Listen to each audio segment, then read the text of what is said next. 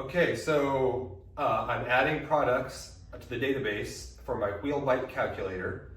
And today I've got the Bear brand street truck. And so we're going to measure all the specs on this, both the ones that are published and the ones that are unpublished. And so I start out with the manufacturer and the type, which is the Bear and the street. And I mark that it's a traditional kingpin truck, which means that the kingpin is on the inside, the interior side of the axle. So it goes towards the center of the board as opposed towards the nose or the tail. And if you look at the hole pattern here, you can see that you have both the new school closer together hole pattern, which would be an inner and an outer, or you have the old school pattern, which would be all the outers. So we have both hole patterns. We have the traditional kingpin, we have that it's a street truck, we have the manufacturer Bear, and then we need to measure the axle height. So if you're measuring the axle height on your truck, you want to take off the axle nut, lay it on a flat surface, and get out your measuring stick. I've got a millimeters ruler here. And I'm going to put this down and measure right to the center of the axle, which is 55 millimeters. I'm going to mark that down. Okay, so my next measurement is going to be the axle width, which is the width from axle to axle, whereas this right here is the hanger, and this is the axle. So we're going to do the axle width first.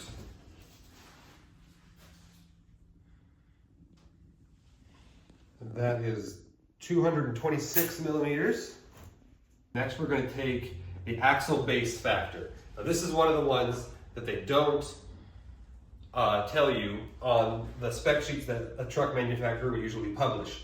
And the axle base factor is the distance between where the holes are on the interior side, towards the center of the board, and where the axle actually is. Because if you look at the wheelbase of your skateboard, it'll tell you the distance between the holes, but the distance between the axles will be the actual functional wheelbase for calculating the turning radius.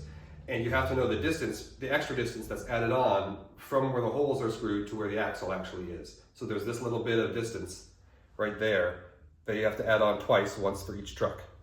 So to measure it, you set the hole that you're going to be mounting as the interior hole. You set that so that it's overhanging the edge of a table right down the center of the hole. You can look down the top of the circle. If you look down the top right there, you can see that the edge of the table is halfway in the hole of the truck. So I know I'm halfway down the line there, and then I'm going to take this ruler and put it up against the edge of the table like that, right lined up nicely. Move this a little bit and make sure that's still centered. Okay, and then I'm going to go right in the center of the axle with my other ruler. Make sure I clip right in the center there, hold that square, and then I'm going to look down here and I'm going to say, oh, look, let's call that 41.5 millimeters. All right then, and now we're going to measure the hanger width, which is this distance right here, not including the axles, but just it's called the hanger. And that distance is 155 millimeters. And then now we're going to measure the pivot angle. This is one of the trickier ones. They don't list on the website, although they often list it for a reverse kingpin truck. They don't list it for street trucks for some reason or another. But the pivot angle goes from the bottom of the bushing, of the hanger seat, the rotation, the pivot cup right there, where this part of the hanger goes down into the base plate. There's a little cup in there that holds the nose of this thing. And at the center of that cup, you draw an imaginary line to the point where the two bushings are sandwiching the hanger together around the piece of metal right here. So right in the middle of that circle, but at this height, right in the center where those two pieces are coming together. And that imaginary point are at the bottom of the cup, and the imaginary point in between the two bushings. So you have the pivot seat and the bushing seat. And the line that connects those two is the pivot angle, and it would go kind of like there. And the best way to do it is to take a photograph of the truck just like this, and then use the markup tool to draw a line on there. And the markup tool on the phone will tell you what angle you've drawn the line at, which I'm going to do now, and then I will post the picture that I've taken in the video. Okay, so after measuring the pivot angle I found it to be 31 degrees. I'm now going to measure the kingpin angle, which is the kingpin is right there, that piece of metal that holds everything in line.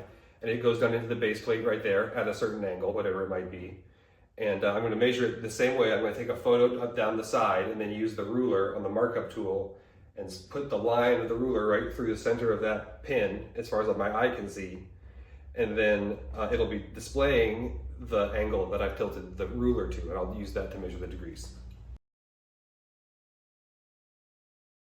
All right, so now we're gonna try to measure the axle offset, which is the distance between the axle and the pivot axis. So the line of the pivot axis goes right here, like this, roughly. And there's that distance from here to there that you would say is the axle offset. So the way I try to eyeball it is I put my ruler as if I'm sort of holding it where the pivot axis is, and then I take this ruler and I would put it like that to measure that way. So that's the kind of measurement you're trying to take, is this length right there from here down to the ruler. And it's really a tricky thing to do without the manufacturers providing the information, because it's hard to get a two-dimensional look at this thing because it sticks out so much further. To get the rulers lined up is very, very tricky. To have your eye looking in a straight line without having foreshortening mess up your measurement. And I have not found a good method for this, so get at me if you have a good idea or if you have the specs written down somewhere.